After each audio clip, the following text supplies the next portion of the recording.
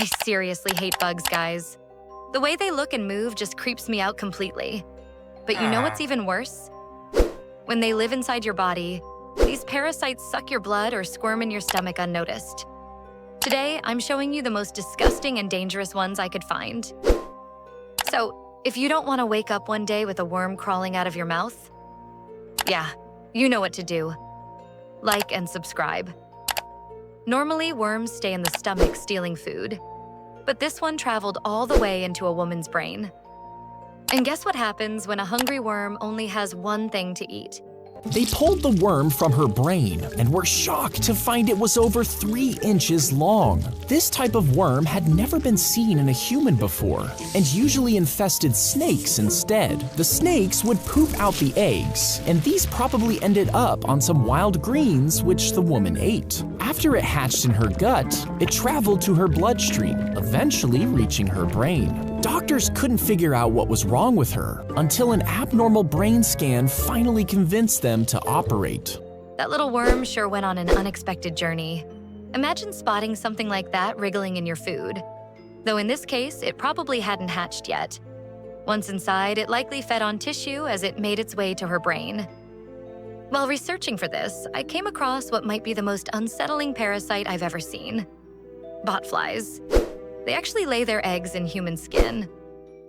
When the larvae hatch, they burrow in and feed on your tissue as they grow, sometimes reaching nearly an inch long while living right under your skin. As the mosquito drops the eggs between your toes, they hatch from your body's heat, and tiny larvae dig under your skin. As they feed and grow, they form a swollen, painful bump that oozes pus out of a small hole. To remove it, a doctor will seal its breathing hole with petroleum jelly, suffocating the worm until it wriggles upward, gasping for air. Then they carefully grip the slimy larva's body with tweezers, pulling it slowly from your flesh. Ugh, that's seriously gross. If I ever got infected with something like that, I'd probably faint just from the sheer disgust. Trying to pull out a slimy, wriggling larva by yourself? No thanks. Honestly, as weird as it sounds, I was kind of curious what it actually looks like in real life. So I looked it up, and I found actual footage. Unfortunately, this poor guy had botflies embedded right in his lips. Take a look. Guys, look at this. He puts the medicine so that the larva gets confused and shows itself, then he captures it.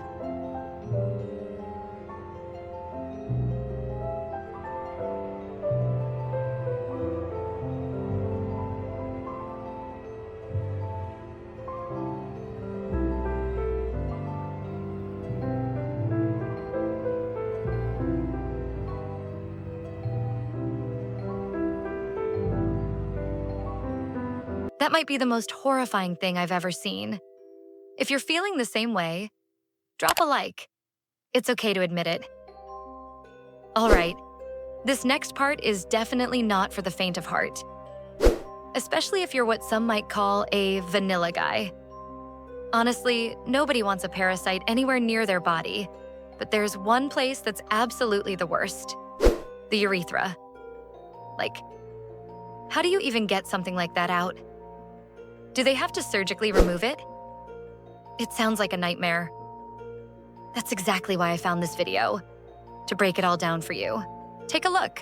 Did you know about the fish that can enter your penis and drink your blood from the inside? This terrifying parasite is called the 𝗀𝗃𝗃. It is a tiny fish measuring just a few inches that is found in the rivers of South America, especially in the Amazon. You'd never guess it from its transparent body, as thin as a toothpick, but it's actually one of the scariest fish on the planet. This small aquatic vampire spends its life searching for other fish to parasitize. Since it has an ultra-thin, transparent body, the 𝗀𝗃𝗃 can slip discreetly into the gills of its victims. But that's where it gets creepy. Once inside, the 𝗀𝗃𝗃 deploys sharp spines that allow it to attach itself to its victim's tissue. These spines are so sharp that they pierce the tissue and prevent the 𝗀𝗃𝗃 from escaping. But the worst part is what happens next. The 𝗀𝗃𝗃 begins to drink the blood of its victim for days until it dies of exhaustion. But what makes it really dangerous for you is that it is attracted to urine and can enter your urethra. This was the case of a young Amazonian man who was quietly urinating in a river when a 5-inch 𝗀𝗃𝗃 entered his penis. The boy suffered for 3 days straight before the 𝗀𝗃𝗃 was removed during surgery at the hospital. So next time, be careful where you pee.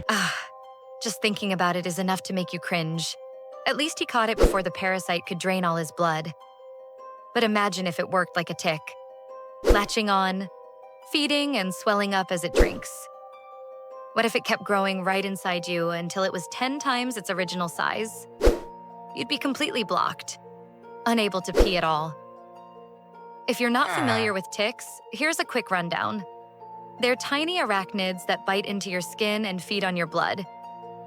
And while they start off small, they can expand to nearly 100 times their original size just from gorging themselves on blood. Seriously unsettling. Do you know about this tiny creature that can make you allergic to meat for the rest of your life with just one bite? So this is a tick. It's a little mite that's only about 1/8 of an inch long, and it's hiding everywhere. In your backyard, at the park, even in the woods. It can literally ruin your life, but here's the worst part. You don't even feel it when it attacks you. So here's how it gets you. The tick climbs up on blades of grass and just waits patiently for you to walk by. And the second you get close, it latches onto your clothes and starts crawling all over your body to find the perfect spot to feed. But unlike mosquitoes, ticks don't actually bite. They plant harpoons into your skin, and thanks to their numbing saliva, you don't feel a thing. So it can stay attached to you for days without you even knowing. And that's where the real problem is. While it's feeding on your blood, the tick's saliva can transmit serious diseases like Lyme disease. This disease can paralyze you, permanently damage your brain, and destroy your joints. But that's not all. Some ticks also carry a molecule called alpha-gal, and this is where it gets even worse. When this molecule gets into your body, it reprograms your immune system to attack red meat like it's deadly poison. So your body develops a permanent allergy to beef, pork, and lamb. That's genuinely gross. Apparently about 10% of your pillow is just dead dust mites, and they're, well, you know. And honestly, that's probably been true your whole life. You just didn't know it. Ignorance really was bliss. I'm glad I'm not allergic to them, but if you are, I feel for you. Let me know in the comments. But hey, if you thought dust mites were bad, just wait. Because real bed bugs, that's a whole other level of nightmare. I've never had them myself, and honestly, I count that as pretty lucky. Take a look. Do you know that 2 million microscopic creatures are living in your bed and eating your body every single night without you even knowing? These tiny invisible monsters are called dust mites. They're microscopic arachnids, less than 1/64 of an inch long, with 8 legs and a see-through body. So small you can't even see them with your naked eye. But guess what they eat? You. Dust mites basically love munching on your dead skin cells. Here's the thing. You lose about 1/20th of an ounce of skin every day, and that feeds millions of dust mites. So why do they love your bed so much? Simply put, these little critters absolutely love the warmth and moisture your body gives off at night. Your bed is literally the perfect environment for them to breed like crazy, especially since a single female can lay up to 80 eggs during her lifetime. But this is where it gets really gross. Basically, these dust mites also produce droppings that build up in your mattress and your pillow. After a few years of use, about 10% of your pillow's weight is made up of dead dust mites and their Yep, you're literally sleeping on a dust mite cemetery every night. So are dust mites actually dangerous to humans? Dust mites aren't dangerous in themselves, since they don't bite and don't spread diseases. Unless you're allergic, then it's a whole different story. In that case, their droppings and dead bodies can cause sneezing, itching, asthma, and even respiratory attacks. Is that really a bed bug? It looks so creepy. And apparently their bites leave itchy red bumps all over your skin. I already can't stand mosquitoes, so having something like this crawling around in my bed sounds absolutely awful. All right, now for something even weirder. This next parasite literally looks like it's from another planet. And honestly, it kind of acts like one too. Believe it or not, the host animal in this clip is technically still moving, but it's already dead. The parasite has taken over its brain and is using its body like a puppet while living inside it.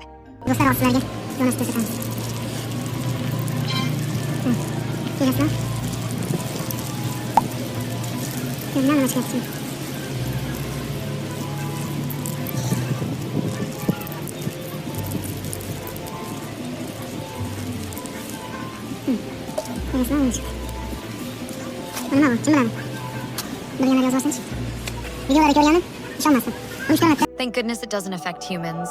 That's honestly way worse than the botfly situation. But just imagine, that parasite is almost as big as the praying mantis it controls. Now picture something even remotely that size living inside your stomach. Ugh, no thanks. All right, let's not spiral any further into that nightmare. Another fairly common parasite is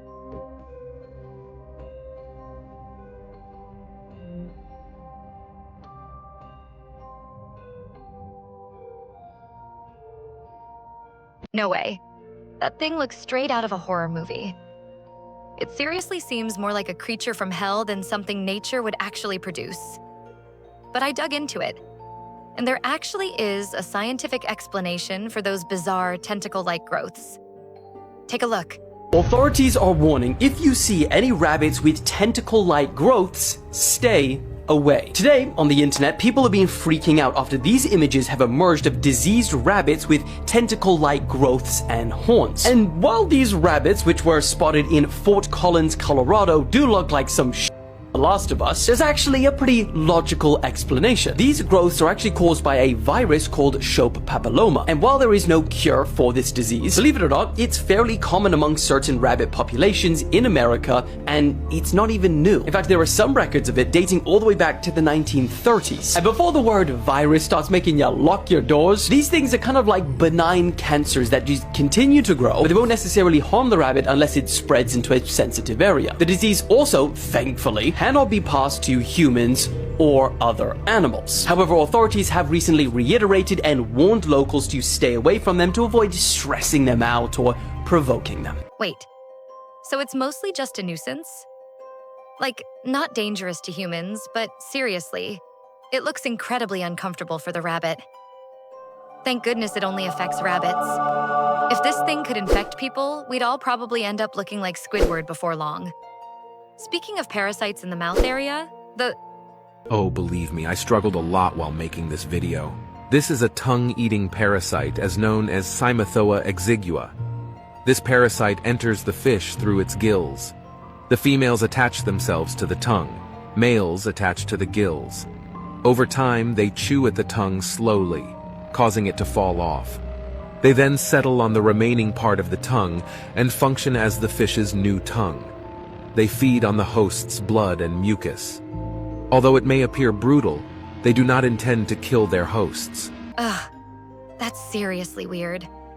Imagine having an entire animal just chilling inside your mouth, stealing half your food like it pays rent. I'd be furious, no joke. Like, back off. This burger is mine. Get your own snack. All right, that's all for today, folks. I hope you didn't get too creeped out by these parasites. Chances are you'll never get infected. But even if you do, there are plenty of skilled doctors who can help. I hope you learned something new. If you did, don't forget to like and subscribe. And as always, stay safe.